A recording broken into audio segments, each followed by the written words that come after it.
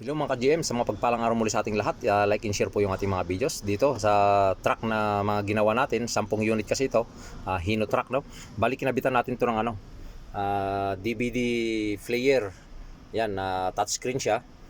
Tapos kinabitan natin ng video camera dito sa windshield, saka sa likod, no? Yung sa likod papakita ko sa inyo mamaya. Ito yung kinabit natin, with audio yan mga ka-GM, with backup audio, no? Yan, maganda yan, malinaw ang kuha niyan. Tapos siya, dito sa loob mayroon din siya.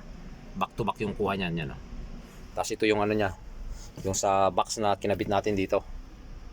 Sa flare niya diyan, bali touchscreen yan. So kaya naging busy tayo sa mga ilang araw mga ka-GM kasi 10 unit tong truck na Hino na ito, yung kinabitan natin. Ito yung sa likod, yung kinabit natin, ito yung pinaka-box niya, oh. Yan. Video camera, tapos ito yung pangharap. Ito siya. Yan yung model niya. So ayan po, at ito po yung harapan. Bali magandang kuha niyan, malinaw. Tapos may backup audio siya. Tapos sa likod papakita ko sa inyo mga ka-GM. At baba tayo at punta tayo sa likod.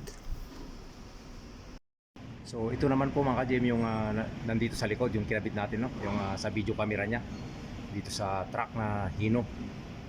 Yan, malinaw ang niyan, ang camera.